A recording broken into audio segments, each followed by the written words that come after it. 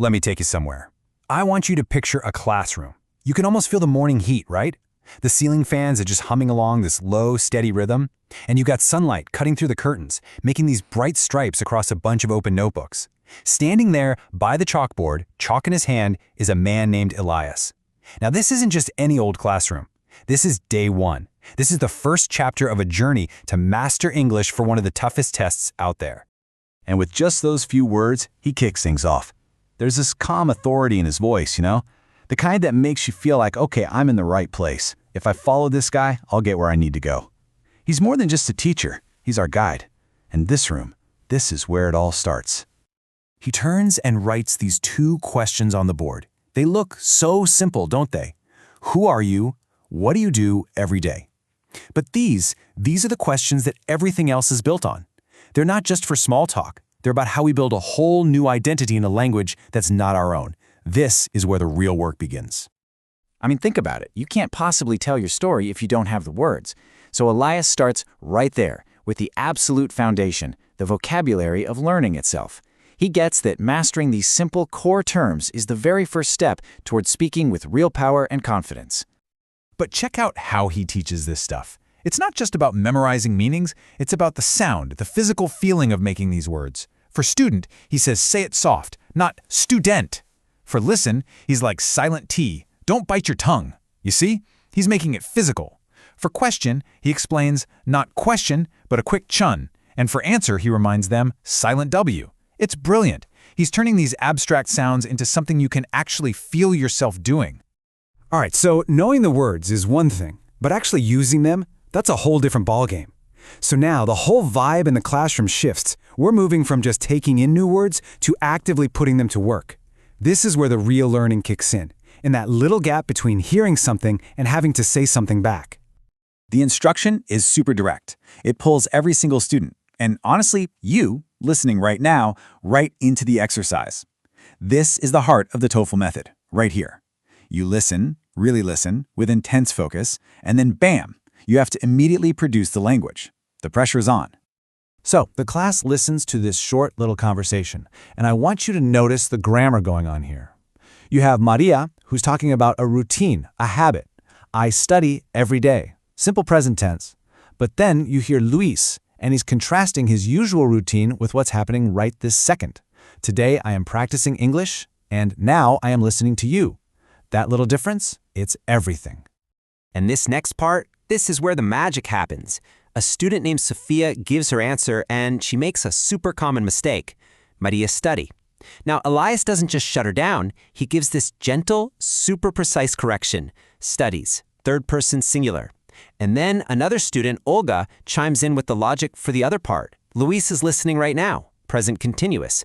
The classroom itself is teaching the lesson. It's a beautiful thing. Okay, now the heat is really on. Elias sets a timer. 45 seconds. That's it. That's all you get. This is designed to feel just like the real test, because it's not just about if you know English. It's about if you can find it in your brain, organize it, and say it clearly, all while that clock is ticking down. A student, a taxi driver named Mr. Green, gives his answer. And you know what? It's a solid start. The verbs are right. The order makes sense. He gets the basic facts of his day across. But basic isn't the goal here. The goal is to build a real story. And this is great coaching. Elias first points out what's working, clear, organized, before he gives the key to leveling up. He suggests adding these simple little linking words, first, then, finally.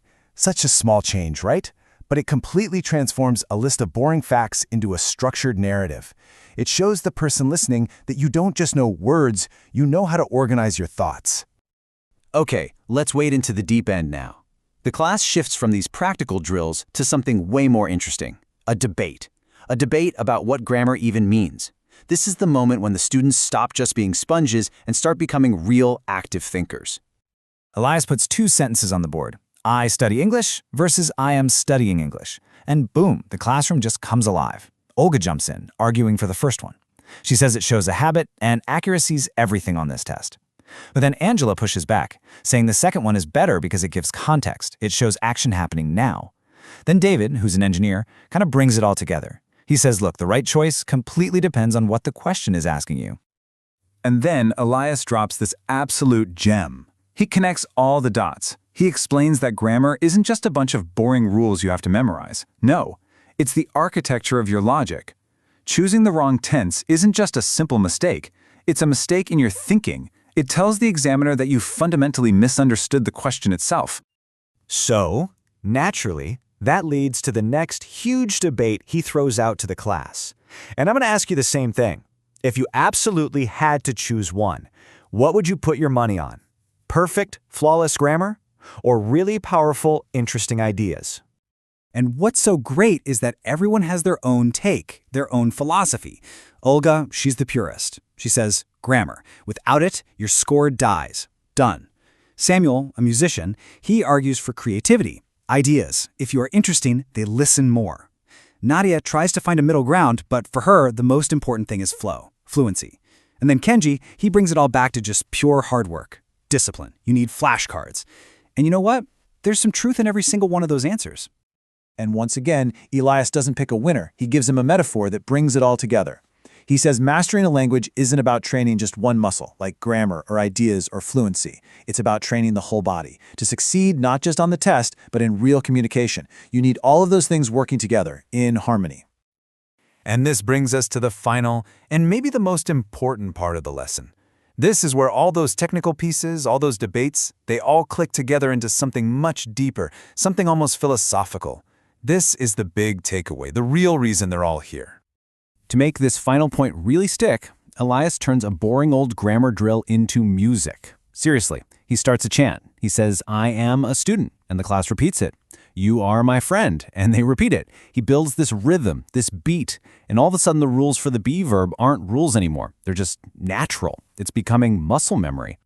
And this leads him to this simple, powerful equation for the whole day. He writes it on the board. Language is rhythm plus truth. The rhythm, that's the grammar, the structure, the music that makes it all flow. And the truth, that's your ideas, your message, the story you're trying to tell. You have to have both.